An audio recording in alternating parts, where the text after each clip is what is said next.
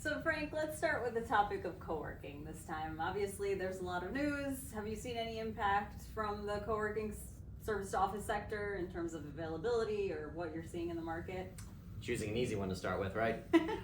Yes, we've certainly seen, as has been in the news, quite an impact from flex co-working, and it did also impact the October numbers. We had more than 300,000 square feet of flex co-working space come back into the availability.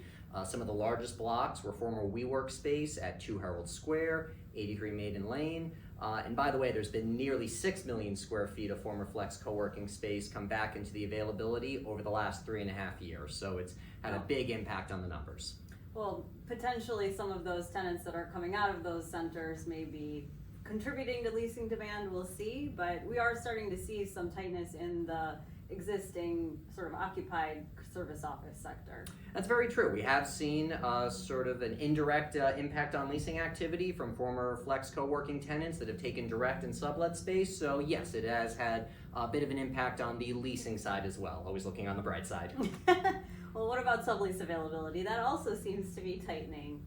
Yes, that's true. For the last 5 months, sublet supply has been decreasing. It's at the lowest level since January, but we do have nearly 21 million square feet of it. So it is still a significant part of the availability.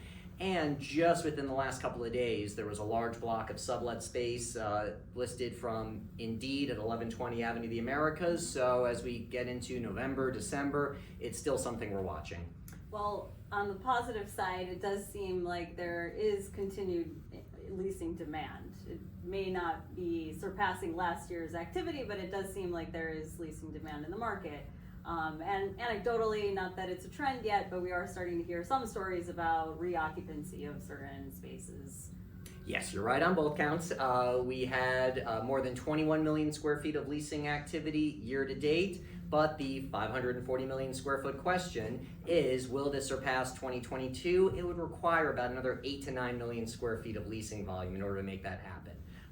It has happened before, but pre-2020, that was really driven by the TAMI sector, flex co-working, some of the other major occupiers where there's been a bit of a pause in activity, to say the least. So as we get into November, December, those large deals that were pending, we're going to have to see if they close.